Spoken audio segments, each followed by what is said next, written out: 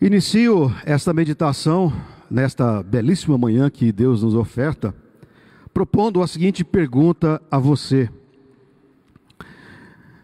Você é otimista ou pessimista? Você não precisa responder, é evidente. Em sua maior parte, as pessoas não são nem pessimistas, nem otimistas por natureza, se assim podemos dizer. Na verdade, diante das circunstâncias da vida, dos problemas, essa maioria alterna. Essa grande maioria das pessoas, que não é nem otimista e nem pessimista, acaba alternando isso na sua vida. Há momentos em que estão mais otimistas e outros momentos mais pessimistas. Isso é comum, isso é normal a todos nós. Assim somos nós, seres humanos. Porém, há dias em que enxergamos tudo pela lente do pessimismo. Também é normal. Isso é humano. Todos nós alternamos momentos e dias assim, mais otimistas, menos otimistas, mais pessimistas, menos pessimistas. Mas eu disse a maioria. A maioria. Mas, se falamos na maioria ou em maioria, existem as minorias. Os chamados pessimistas por natureza são uma minoria. Aqueles que nunca conseguem enxergar o lado bom das coisas. E dentro destas minorias, ou desta minoria, há também os otimistas por natureza, que ao contrário, estão sempre otimistas diante de qualquer situação difícil. Para explicar como agem tais pessoas, deixe-me contar uma pequena história. Certo dia, dois amigos, um otimista e o outro bem pessimista, foram fazer um passeio numa mata fechada, selva. Seguiram caminhando, olhando para a natureza e para as coisas belas que havia naquele lugar. E se perderam no meio da mata. Depois de muitas horas perdidos, tentando encontrar a saída, perceberam que a água que eles tinham levado numa garrafa havia acabado. Eles estavam sem água e estavam perdidos. E se não encontrassem uma fonte, com certeza, em pouco tempo, em poucos dias, morreriam desidratados. E continuaram andando perdidos na selva. A certa altura, depois de muito caminhar e de tanto andar procurando a saída e não encontrando, e já não vendo mais solução para o problema, o pessimista disse ao amigo: vamos parar de andar, eu não aguento mais. Vamos parar de andar, já que vamos morrer mesmo, para que apressar a morte se não vamos encontrar água nessa mata? O amigo otimista sorriu, sem entender por que os opostos se atraem, por que daquela amizade, e respondeu: não, fulano, não, vamos continuar andando. Estou sentindo que próximo daqui encontraremos água. Não vamos desanimar e sairemos daqui vivos. Vamos continuar. Resmungando e sempre contrariado, sempre resmungando e murmurando, o pessimista continuava a sua lamúria, dizendo que era tudo em vão, que estavam perdendo tempo e as energias. Até que os dois avistaram um pequeno fio de água escorrendo em uma pedra, como se brotasse uma fonte próximo ali. O otimista ficou exaltado, pulava feliz e gritava, comemorando: viva, viva, não disse, eu não disse, olhe que beleza, encontramos água, encontramos a vida, essa linda cachoeira que irá nos salvar. O pessimista olha para aquela cena e diz: cachoeira que nada.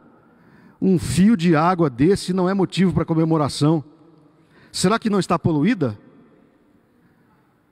Acho que essa água não presta. Está saindo do chão, escorrendo nessa pedra cheia de lodo. Eu não vou beber dessa água.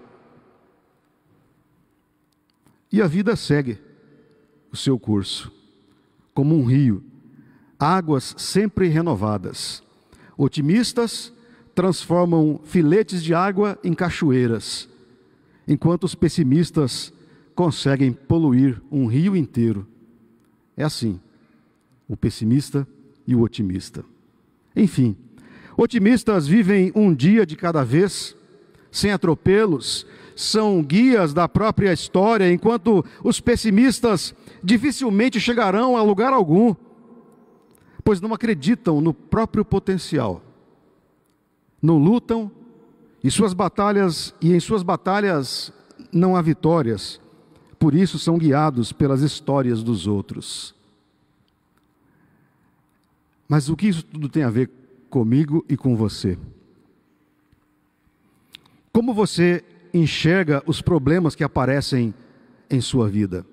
De que maneira você encara as dificuldades e os problemas? Precisamos reconhecer que o contexto, o momento, a circunstância contribui muito para que alguém se sinta otimista ou pessimista, porque fazemos parte da grande maioria que alterna entre pessimismo e otimismo. Na verdade, a questão importante não é ser pessimista ou ser otimista. Se alguém quiser ser pessimista, encontrará na filosofia grandes autores que lhe darão um respaldo filosófico, intelectual para isso. E por outro lado, se alguém quiser ser otimista, da mesma maneira encontrará entre os filósofos aqueles que lhe darão um grande impulso para o otimismo. Mas, queridos irmãos e irmãs, nós somos cristãos.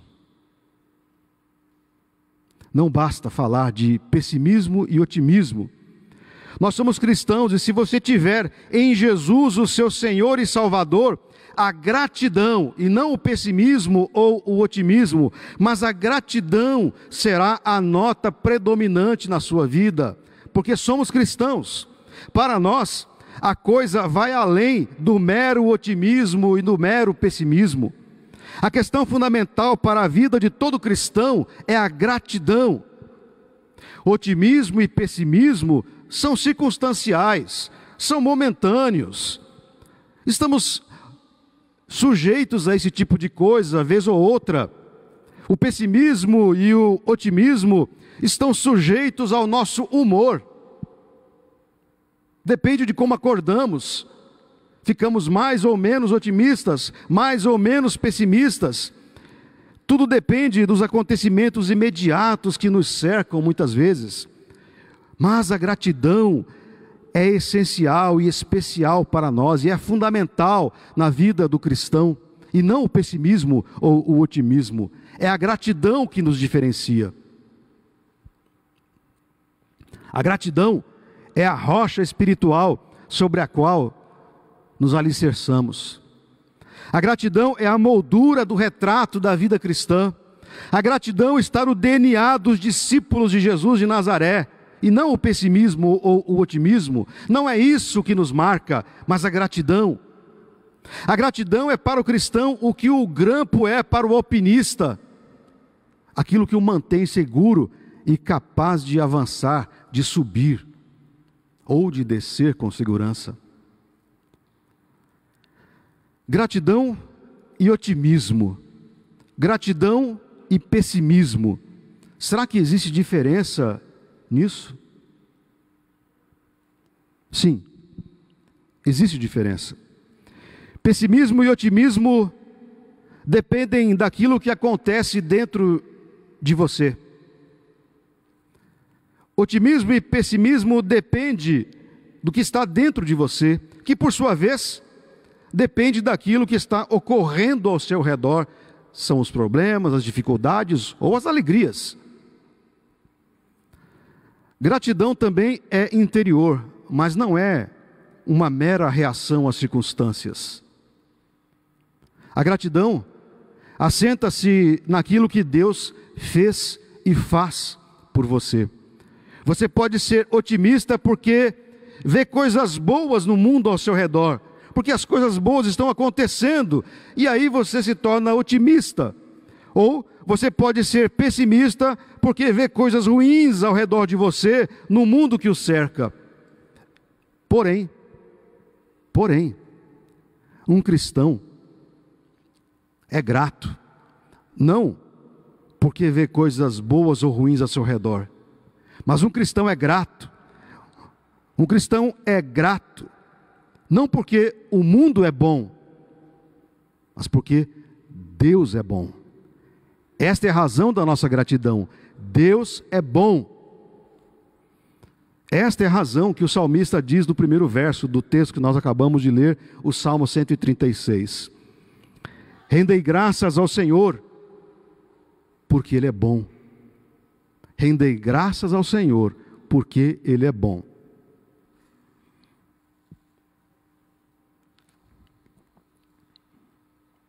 Se em algum momento você assistiu na Netflix a série chamada Greenleaf,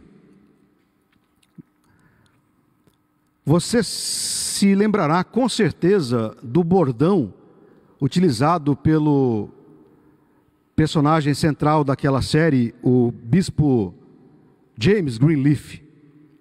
E o bordão do bispo é o seguinte, e ele estava sempre dizendo isso, e se você assistiu a série, você sabe que havia muita coisa errada naquela história toda, mas para contornar toda a situação, o bispo sempre dizia: Deus é bom o tempo todo.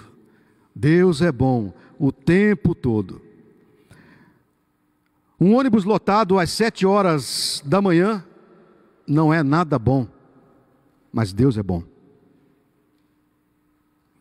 Uma biópsia positiva para o câncer não é uma coisa boa, não é uma notícia boa, mas Deus é bom. Segurar a alça de um caixão e baixar à sepultura uma pessoa que amamos nunca é bom, mas Deus é bom. Sentar à frente da mesa do chefe e ouvir: fizemos uma avaliação e optamos por dispensá-lo, não é nada bom, mas Deus é bom. Deus é bom. E nós podemos prosseguir nessa lista de coisas que não são boas. Mas não importa qual seja a sua frase ou a sua experiência dolorosa, Deus é bom. Não importa o que você passe, não importam as dificuldades pelas quais você passa, Deus continuará sendo sempre bom em todas as coisas. É o que o Salmo 136, que é a base da nossa meditação, tenta expressar. O pano de fundo desse texto, o contexto, se assim chamar, deste texto, são as reclamações, são as murmurações do povo de Israel diante de momentos de dificuldades, de problemas enfrentados por aquela nação, por aquele povo. Esse é o contexto. Essa é a razão por que surge esse salmo. Era comum entre eles o pessimismo circunstancial. Ao sair do cativeiro do Egito e perambular pelo deserto, eram comuns murmurações contra Moisés e Arão. Em Êxodo capítulo 16, versículo 3, podemos ouvi-los reclamando, dizendo assim: quem nos dera, dizia o povo no meio do deserto, quem nos dera tivéssemos morrido pela mão do Senhor na terra do Egito, quando estávamos sentados junto às panelas de carne e comíamos pão a fartar. E numa linguagem bem coloquial e brasileira, quando sentávamos e comíamos pão a rodo. Pois nos trouxestes a este deserto para matardes de fome toda esta multidão, murmuravam e reclamavam contra Moisés. Era assim o povo. Assim, no Salmo 136, o escritor sagrado convida o povo que estava sempre reclamando, murmurando das dificuldades da vida, a perceber as coisas boas que Deus havia feito por eles. É como se o salmista estivesse dizendo ao povo: olha, parem de olhar para as coisas ruins, vamos olhar agora as coisas boas que Deus tem feito. Com certeza elas são muito maiores do que as coisas ruins que nós passamos. Grandes coisas tinha Deus feito por eles, mas que de tão grandiosas, de tão grandes e comuns, a maioria se esquecera de observar e reconhecer nelas o amor de Deus.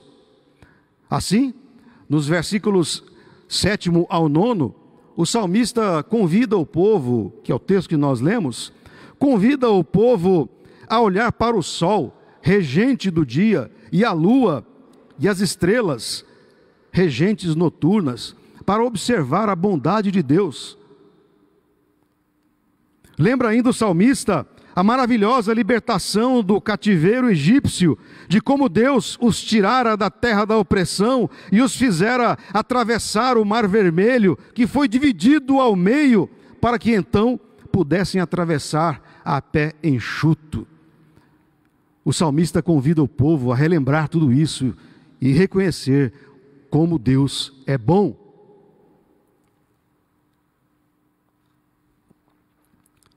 Razão pela qual deve ser adorado, deve ser honrado. É como se o salmista estivesse dizendo ao povo: não desanimem, não desanimem, não sejam pessimistas, vejam como Deus é bom, vejam o que Ele fez por nós, sejam agradecidos, ao contrário do pessimismo e da murmuração, agradeçam. E assim, vai citando feitos de Deus em benefício do povo em todo o Salmo 136, que lemos no começo. O fundamento da gratidão, queridos irmãos e irmãs, não está em nós. O fundamento da gratidão não está dentro de você. Não está naquilo que fazemos ou naquilo que deixamos de fazer. A base da gratidão não está na vida, não está nas circunstâncias.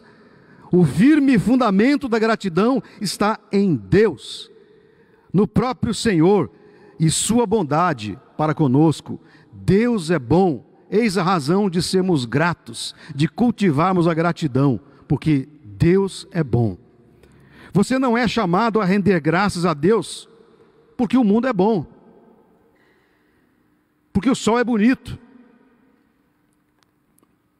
ou porque está tudo dando certo na sua vida. Somos chamados a render graças a Deus porque Ele é bom, apesar do mundo ser mau. Ele é bom. Apesar de sermos corruptos e egoístas, somos chamados a render graças porque Ele é bom. Deus é bom e a sua misericórdia dura para sempre. É o que nos faz lembrar o salmista a cada frase do salmo. Deus é bom e a sua misericórdia dura para sempre. Portanto, queridos irmãos, devemos ser gratos, porque Ele é bom. O bispo James, da fictícia história da Netflix, está correto. Deus é bom em todo o tempo. Em todo o tempo. A gratidão, queridos irmãos, nasce de um relacionamento com Deus. Você quer cultivar a gratidão? Ela nasce a partir do relacionamento com Deus. Deus é bom, é a afirmação bíblica. Mas afinal, como eu sei que Deus é bom? Como descobrir isso pessoalmente?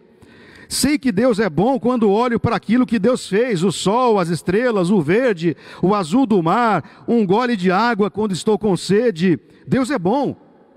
Os sinais estão por todos os lados da criação.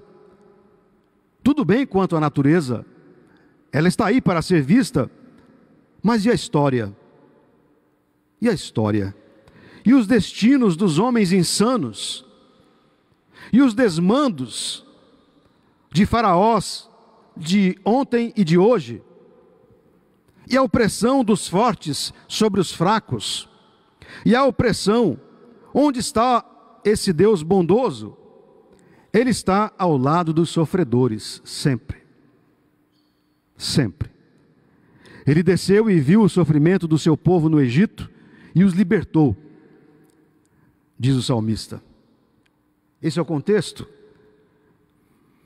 Ele continua vindo, vendo e agindo para libertar aqueles que estão sob proteção ainda hoje, sob opressão.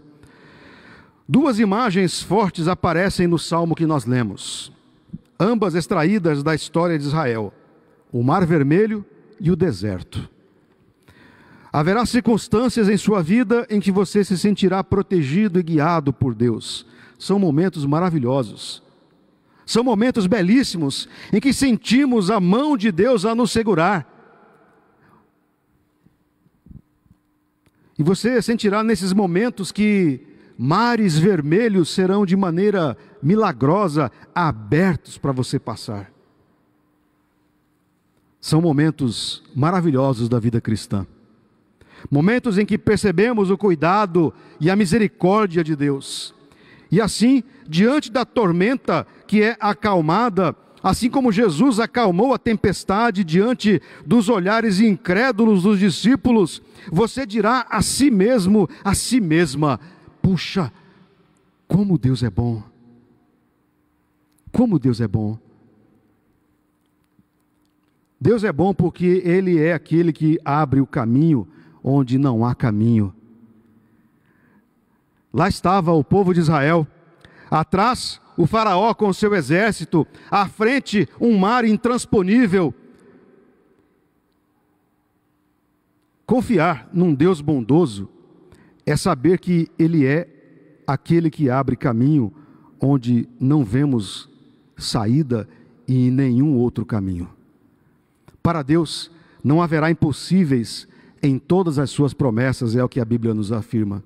Porque Deus é bom, porque Ele é bom. Contudo, há momentos em nossa vida que parece estamos no meio de um deserto, é a outra figura do Salmo, de um quente e infinito deserto, e pior, com pouca ou quase nenhuma água para nos saciar a sede. Foi o que aconteceu com o povo de Deus. Ele os conduziu pelo deserto, proclama o salmista. A experiência do deserto é fundamental para o nosso crescimento. Passar por desertos, por momentos difíceis, é essencial para a nossa vida cristã. É no deserto que aprendemos que Deus pode fazer brotar água da rocha. É no deserto que aprendemos que Deus pode enviar o maná a cada dia. É no deserto que aprendemos que Deus é a nossa sombra sob o sol escaldante. É no deserto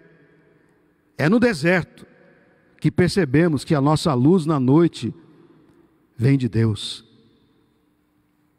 É no deserto que Deus nos ensina que o maior obstáculo para a terra prometida não são os inimigos, os adversários. Mas o maior inimigo para a terra prometida somos nós mesmos, com o nosso egoísmo e o nosso pecado. Nós somos os nossos maiores adversários. É no nosso deserto que Deus trata conosco. É no deserto que Deus trata com você, para que você aprenda, para que você cresça. E é neste relacionamento com Deus que aprendemos gradativamente a olhar para a vida de uma outra maneira e não observarmos mais as coisas ruins que acontecem ao nosso lado, mas mesmo tendo-as, agradeceremos a Deus, porque Ele é bom. No deserto, Ele nos conduz. Por fim, misericórdia e graça nos acompanharão nesses momentos. Você já começou algum projeto e desistiu dele? Quem nunca teve a experiência de começar a escrever um texto e não gostando do resultado, abandona-o por completo e deixa lá o texto incompleto, ou então simplesmente amassa a folha e joga? Certamente você tem também projetos outros inacabados, projetos abandonados e até projetos rejeitados. Aquele que nós dizemos: como foi que eu pude fazer isso? Não quero nem lembrar disso. Pois bem, eu e você, nós, a humanidade, o universo criado, toda a criação, nós não somos um projeto de Deus que não deu certo. Você não é um projeto abandonado por Deus. Você não é projeto de Deus abandonado. Ele não abandonou o projeto. Às vezes somos tentados a achar isso. Quando passamos por dificuldades, por problemas, por doenças, achamos que Deus se esqueceu de nós. Achamos que Deus nos abandonou, que somos um projeto inconcluso de Deus. Em sua misericórdia, Deus não nos dá aquilo que merecemos. E em sua graça, Ele nos dá aquilo que não merecemos. Se fôssemos um texto, um projeto de texto, Deus poderia simplesmente amassar o papel, fazer uma bola e arremessar para um buraco negro qualquer do universo. Mas nós não somos isso. Você não é isso. Se fôssemos um vaso, Ele simplesmente poderia arremessar-nos ao chão, fazendo-nos em 1000 pedaços. Ou como faz o oleiro, depois de quase concluir o projeto, põe a mão em cima e faz de novo virar apenas barro. Mas Deus não fez isso com você. Se fôssemos uma construção, Ele poderia colocá-la abaixo, reduzindo-nos ao pó, ao entulho. Mas Deus não fez isso com você, porque somos povo dEle, porque você é povo, você é filho, você é filha de Deus, rebanho de seu pastoreio. Então, Ele não nos trata segundo aquilo que nós merecemos, mas nos trata com a sua misericórdia, porque Ele é bom. Porque Ele é bom. Esse texto, esse projeto que somos nós, que somos eu e você, este texto continua sendo escrito por Deus. O quadro, se assim podemos dizer, esta obra de arte que somos nós, nas mãos de Deus, a última pincelada ainda não foi dada pelo Criador. O vaso não foi terminado ainda. A casa ainda precisa de acabamento. Além de nos tratar com misericórdia, não desistindo de nós, seu povo, Ele nos trata com graça. Não só não lança sobre nós a punição que merecíamos, como oferece aquilo que nós não merecíamos, que é a sua graça e o seu amor. É por essa razão que é chamada de graça imerecida. Nós não a merecemos, mas Ele nos dá. Por quê? Podem dizer? Porque Deus é bom, porque Ele é bom. É por esta razão que recebemos dEle a graça, porque Ele é bom. É por isso.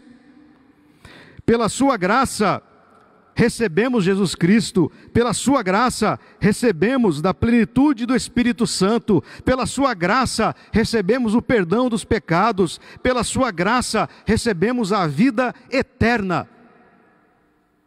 Pela sua graça, estamos sendo transformados dia após dia à imagem e semelhança de seu Filho Jesus. E assim Ele vai concluindo a sua obra até o dia em que haverá de ser o dia em que Ele nos chamar. E aí sim, a obra estará concluída. No dia que haveremos de ficar face a face com o nosso Criador. Concluo. O tema deste mês de novembro é a arte de agradecer. Um título bastante apropriado, uma vez que é o mês da festa das primícias, uma celebração que nos desafia a reconhecer que o que Deus tem feito por nós ao longo deste ano, 2022. Lembrando que este ano está se encerrando no próximo domingo com a festa das primícias. Domingo que vem, o ano se encerra. Lembrando que, pelo calendário cristão, o ano se encerra no domingo onde se celebra Cristo, o Rei do Universo, que também será celebrado, está sendo celebrado. Pelo chamado ano cristão, o primeiro domingo de dezembro já é um ano novo. O calendário cristão, o ano cristão é diferente do calendário civil. E é por esta razão que nós celebramos com gratidão tudo aquilo que Ele tem feito em nossa vida na festa das primícias. Então, nada melhor que encerrar o ano cultivando a arte de agradecer. Venha para a festa das primícias no próximo domingo. Olhando para a sua vida, faça uma avaliação nesta semana até a festa das primícias. Perceba como Deus o guardou até aqui. Perceba como Deus esteve ao seu lado até aqui. Busque em sua memória os momentos difíceis em que Deus, de uma maneira milagrosa, reverteu a situação e ela foi resolvida na sua vida. Venha para a festa das primícias, nutrindo em seu coração o agradecimento a Deus pelos desertos que você teve que atravessar neste ano que se encerra. Mas se você está na festa das primícias, é porque você passou pelo deserto. E isso é motivo de gratidão. Reconheça que foi no meio do deserto, quando as circunstâncias apontavam para um fim desesperador, que Deus te inspirou a buscá-lo em oração. E assim você cresceu na fé, tendo a certeza de que Ele agiria quando tudo e todos diziam: isso não vai dar certo. Ele agiu, te tirou do deserto e você provou da sua graça e misericórdia. Assim, convido você a repetir comigo o primeiro versículo do Salmo 136. Você pode abrir sua Bíblia se você não se lembrar.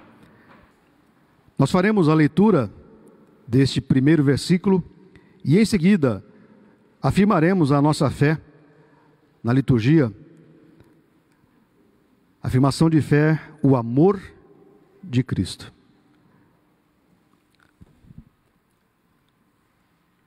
Digamos todos o primeiro versículo: rendei graças ao Senhor, porque Ele é bom, porque a sua misericórdia dura para sempre.